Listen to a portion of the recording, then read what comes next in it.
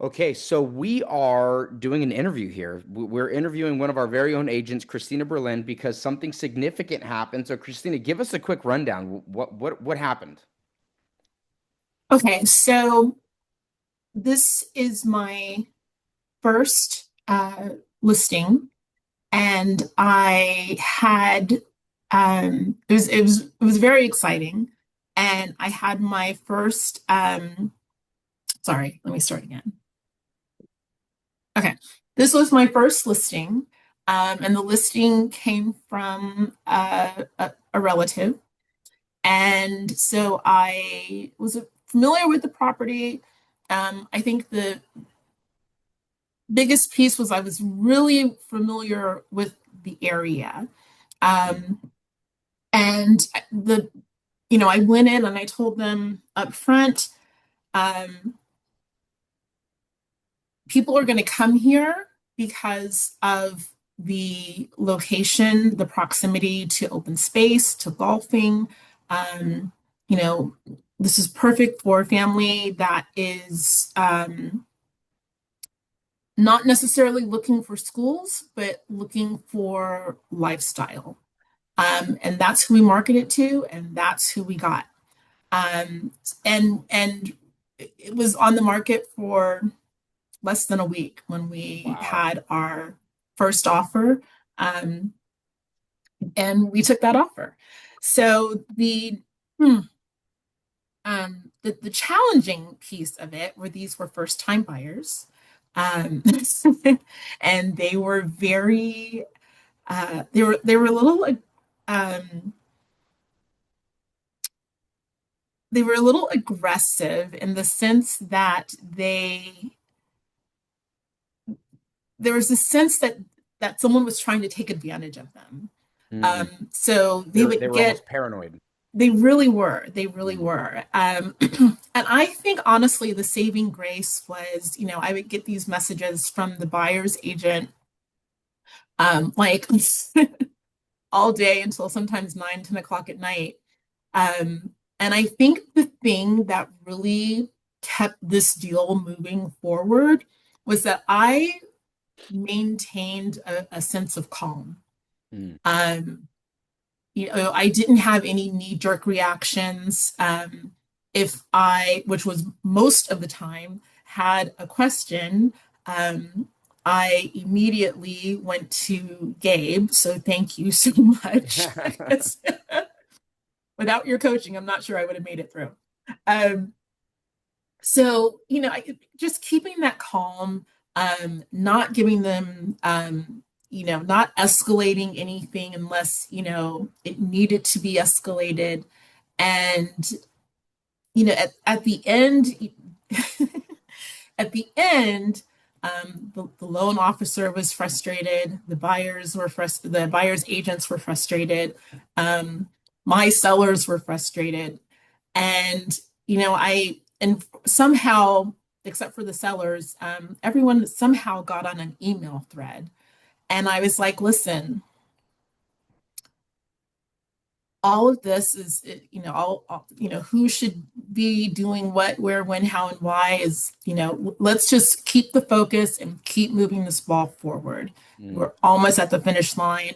Let's just get this couple into their new home. That's the focus. Okay. And I think that was really, that took us over the finish line. Because there Okay. was a point in there, because, it was interesting that and here was a lesson learned for me. Um, at different points, they were asking for extensions. I think I eventually did two extensions, one for the deposit, um, one for the um,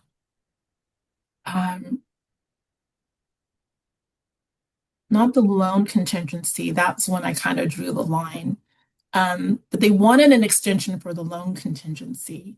And at that point, I was in communication with their loan officer, and who told me that, no, I told them 2 weeks ago they could um, they could release the loan contingency. And that's when I was like, okay, wait a minute. Yeah. Well, Christina, let me ask you some questions about it because I think, to kind of you're narrating the whole transaction, which by the way is that's gold in and of itself because a new agent doesn't know what to expect. But let's start with the real basic first, which is where did this deal come from? Like, and I know you said family, but how did it happen? Did you reach out to them? Did they reach out to you? Um, um, some of both. So of course, I'm telling everyone I'm a realtor and, call me. Um, and so they did. And actually I started the conversation with them last summer, like June or July.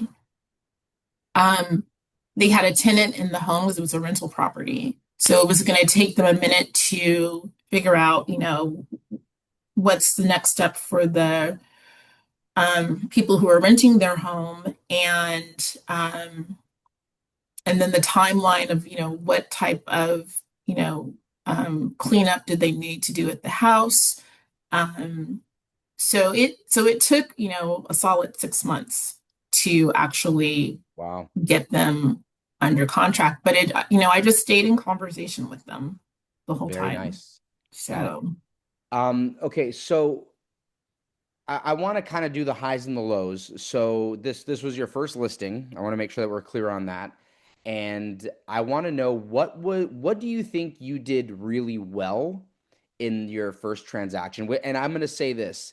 Most agents, their first transaction is working with the buyer because it's not necessarily accurate, but buyers don't feel like they're paying for their agent. So it's really easy for a buyer to throw their trust into an agent that they don't feel like they're paying for, although indirectly they are. For a seller, it's a much different ball game because this is my baby. This is my asset. I grew up here, or fill in the blank. So this is a big deal, and it's not common that agents their first deal is a listing. So what do you think you did really well in this transaction?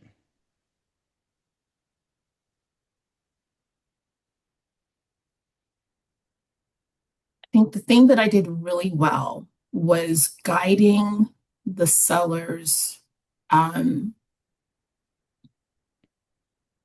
to the appropriate price point. I really looked at the comps in the area. Um, I looked at the house, as it's a beautiful home. It's a beautiful home. Um, and they initially, and I coached them into looking at comps. Like I gave them comps, and then I said, now you also go out, Hmm. go look at comps, go to open houses, look online, and that's what they did. So initially they were about $10,000 um, more than what we actually listed for, just like in our initial conversations. But after looking at the comps in the area, we both came to what was a really great number. And I think that was the biggest win, I think, for us. Which is such a that's not something you'll learn from a textbook is the skill of helping your clients self-discover because that's what you did. You said, "Hey, I'm hearing that you want to list 10,000 over, but here's what I'm going to do. I'm going to educate you. Here's the information. Also, go out there and take a look at what the comps are showing." And then it's almost as if you planted in their head the idea and then they said, "You know what? We have an idea. We're going to list it a little bit lower," and you help them self-discover that. Whereas I think a lot of agents would just say, "You're wrong. You need to list it $10,000 under," and you become like adversarial with your client. So that's amazing. Now, same question, different perspective on this. What do you think? What was the hardest part of this transaction that you didn't really read about in a textbook. Like you couldn't have known it was going to happen, but oops, that was a tough part.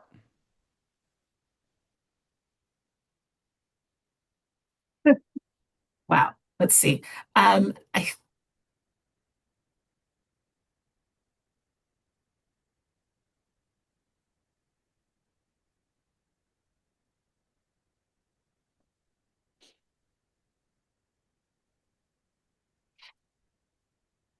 I don't think it really occurred to me that um, I would have been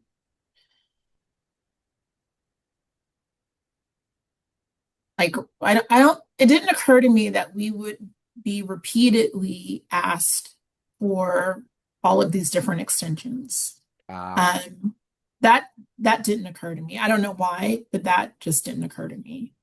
Um, I didn't anticipate.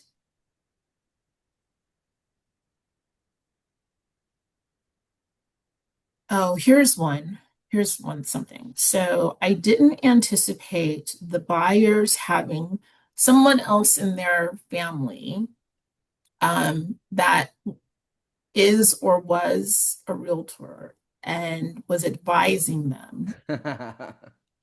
And I know this because the buyer's agents told me. Um, so so there was someone in their ear that was giving them old or outdated, I'll say, Mm. information about how the process works now. Yeah. Um, so that was definitely a challenge. Yeah. Um, That's, I mean, that is so good because it's consistently present and it's consistently not discussed when we're teaching agents. Like, hey, just so you know, you're going to be talking to the buyer or the seller, and you're also going to be talking to an invisible audience that's essentially like the peanut gallery. And yeah, I mean, the difficult thing definitely is you end up with, let's say it's a millennial, so their parents are still around, and but they have their own money, but their parents remembered when they bought in the 80s. And now you're getting this old perspective, and they're saying, back in my day, and that has no relevancy anymore. And I wrote this down when you said it, clients have luggage, and somebody said it recently, actually. They said, you know, real estate and business is not complicated. It's that people are complicated and they just so happen to be transacting in real estate. And I think that was such an aha because it could be on paper, you could say, oh, I've done this exact deal before. It's a buyer, it's a husband and a wife, and it is exactly the same, but nothing's the same because it's different people.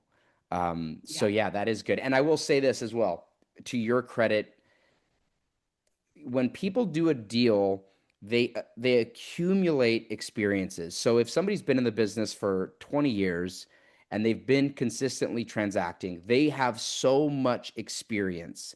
And I'm almost disappointed if somebody has their first deal and it's like a 7-day close and it's done. Because I'm thinking, you got no experience out of that.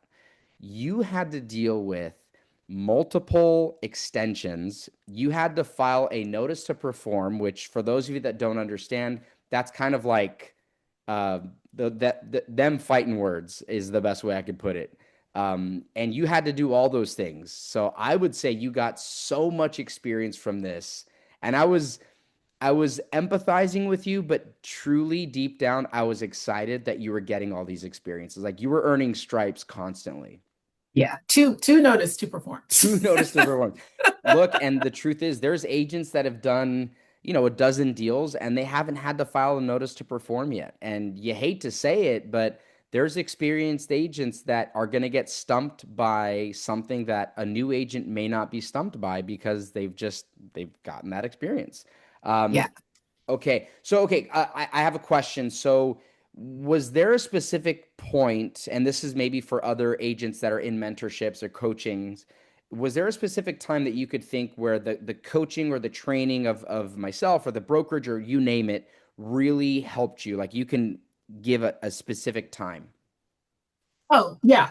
for the entire transaction.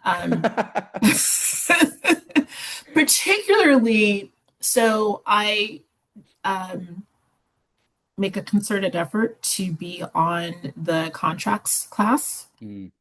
every Wednesday morning, 9 a.m. Highly recommend.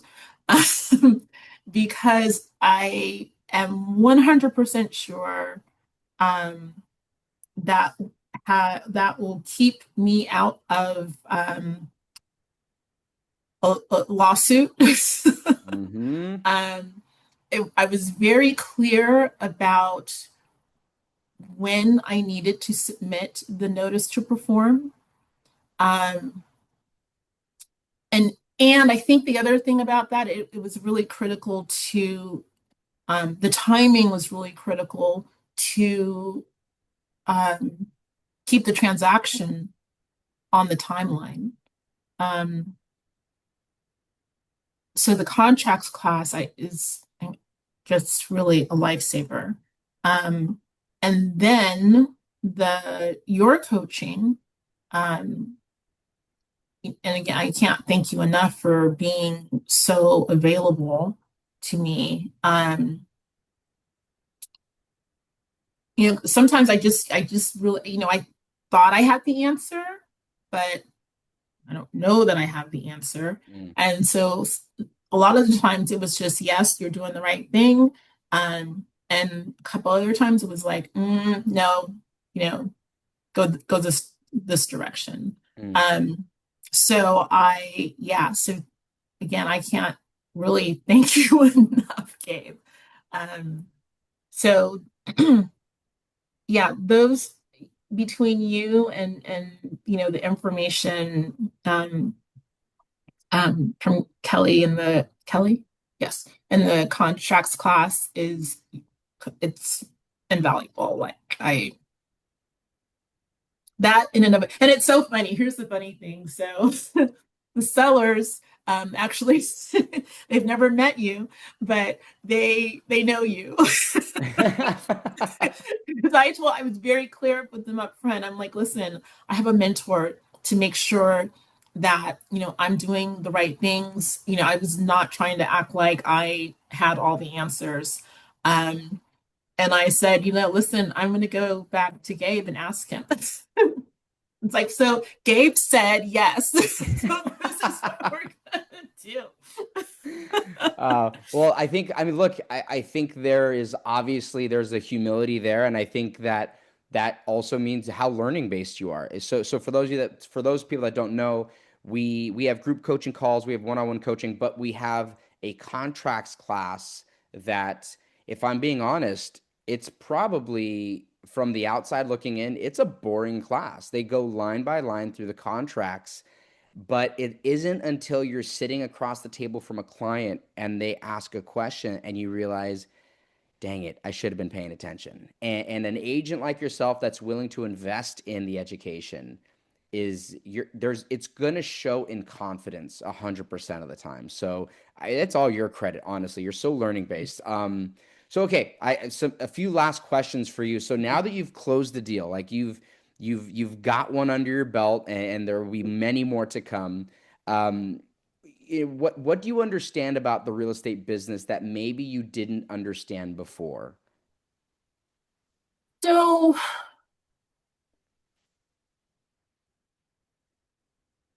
and this kind of goes back to the contracts class. Um, we're not attorneys. We don't, we don't have, well, I don't have a law degree. Um, and you still have to really know the law to some degree. And um, I think I didn't realize how important it is to really understand the contract, um, how to, making sure that you are checking the correct boxes. Because I'll tell you, our buyer's agent in this transaction, I can't remember what it was, but there was some box that they didn't check, and it was to the benefit of my Mm. sellers. And it's like, I don't know if they did that on purpose or not. We're gonna go with it. So I'm they trying to say remember. something else down the road. I know what you're Um, referring to. I don't remember what it was about though. yeah, but the yeah, I mean, honestly, it's really, oh, here's the other thing. Oh my gosh, this is so important. I get building like a team of stagers and photographers. Um, I also have to say that the company that I used for staging, who Hmm. also had an amazing photographer that did not try to break the bank.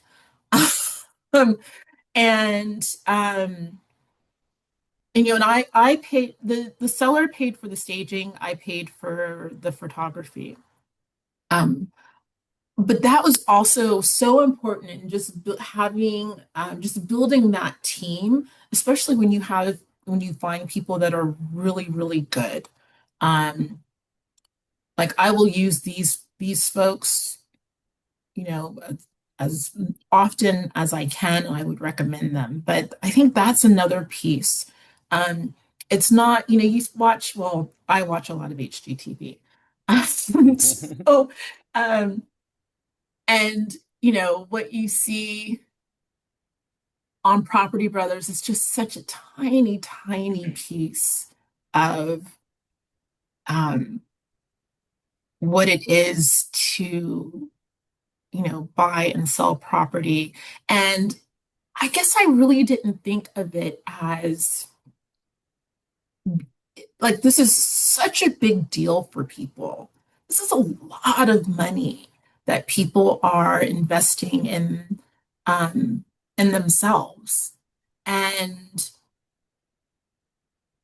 I think, you know, with particularly with working with these buyers, you know, as challenging as they were, um, you know, the goal was to get them in the home. That was the goal. Let's get them in this home. Um, you know, all the pretty decor and all, you know, showing the house, and that's fun. I love, love, love that. Hmm. Um, but I think, you know, just kind of taking that step back and recognizing that, you know, this is a big deal. This is scary for people. Um, and, you know, having a kind of like bringing that almost a bit of empathy to the table. Um, yeah, so yeah, there's so much to it. There's a lot to it. No, But let I gotta say, I love it. I'm so glad I'm doing this. I cannot I am talking with another family right now about listing their home, and it's a completely um different set of challenges, but patience, and I will hopefully get some signatures and yeah. get Um, them moving along to their next chapter. So, I want to piggyback on what you said because I see we see such a major shift. So we as agents a lot of times we understand the weight of the situation the first couple of deals. It's a scary thing. You're double checking all your forms and then there ends up being this shift into just sign the documents I sent you. Like, come on, let's get this going. And agents will stop to realize, they'll stop realizing rather that a real estate transaction, a move, is one of the top five most stressful times in a person's life. I mean, it is just below losing a spouse or a kid. I mean, it's up there. And I love that you're still remembering that. And I think that's so important that we keep remembering, hey, you're bringing me into your living room to discuss partnering with you in the scariest top five most stressful moments in your life. Like I'm going to be a part of this forever. And to continue reminding yourself of that is it's good. It's a good thing. And I love that you're still thinking that way. Like this is a huge deal for them, and I'm honored that you're inviting me in on this, and I will do right by you and things like that. Okay, I have a last question for you, and I think it's such a cool question because you get to kind of turn around and speak to the other agents. I want to ask you, there's going to be a new agent watching this forever. The new agents will forever be watching videos like this. If you could be speaking to yourself a year ago when you got started in the business, or fill in the blank, what would you say to a newer agent or yourself when you first started in this business to about just staying consistent, trusting the process, whatever it is you'd want to share? What would you say to that agent?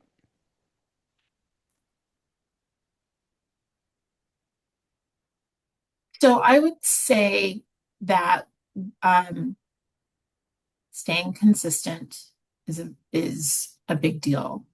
Um,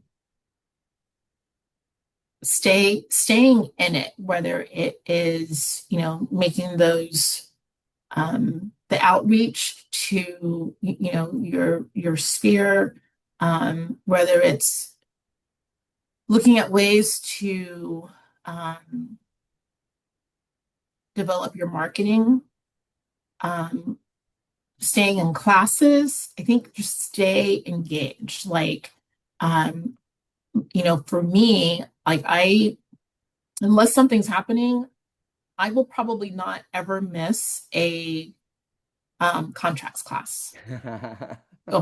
I will never miss it. Um, and even, eventually, they start repeating, but there's always some change. So, I highly recommend that.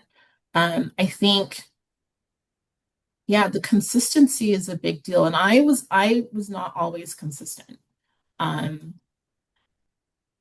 and I was also not really comfortable talking to my family about, and friends, honestly, about having them consider me to be their realtor. And that has changed completely. That has Mm, changed. Um, and I do understand that family might not want me to, you know, be so deep into their financial mhm, world. So no offense taken if they go, elsewhere. I totally get that.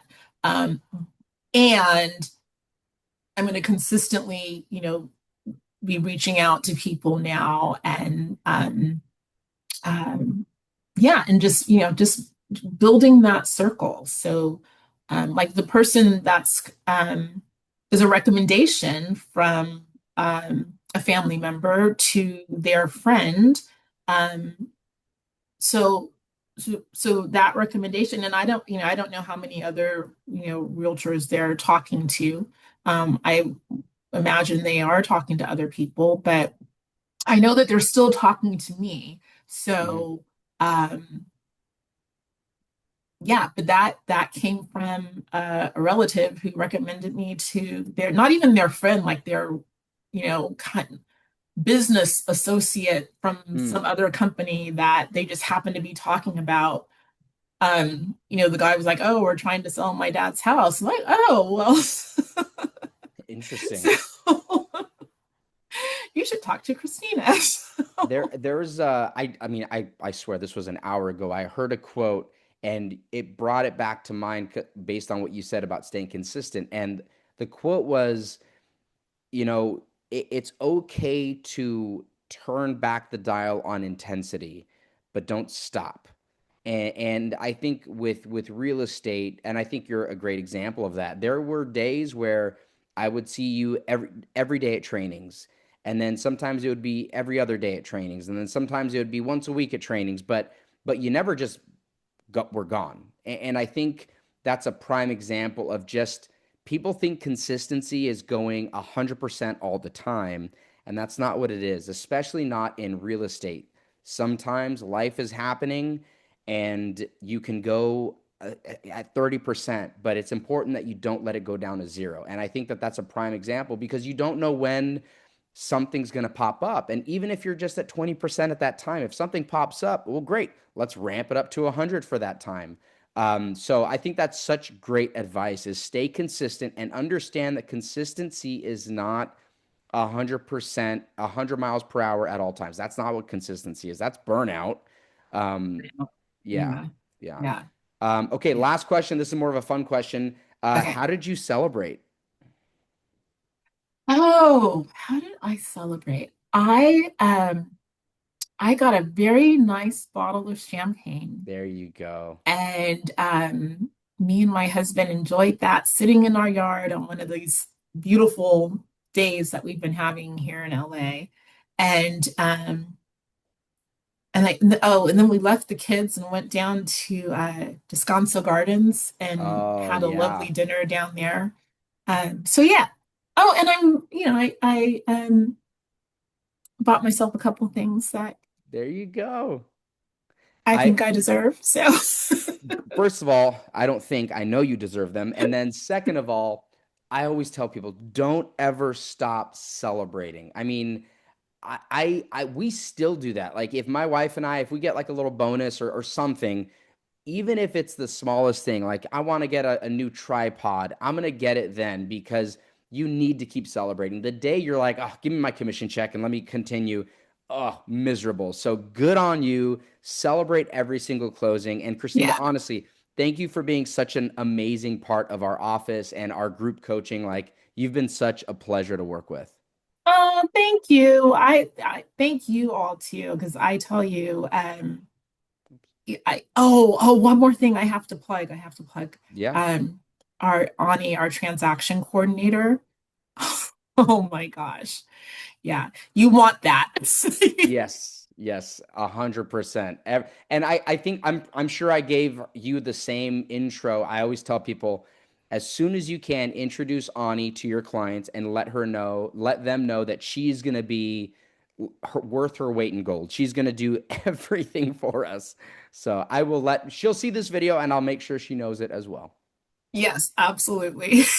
All right, Christina. Well, thank you so much for doing this and congratulations again. Thank you so much, Gabe. Thank you for all of your support. Honestly, Keller Williams is the best, and mean that honestly from the bottom of my heart. I mean that. Well, This is a agents great like place you to make be. it what it is. So thank you. All right, Christina. Well, you have a good rest of your day, and it was awesome to Thank see you. you. All right, Gabe. All right. Bye Bye. bye.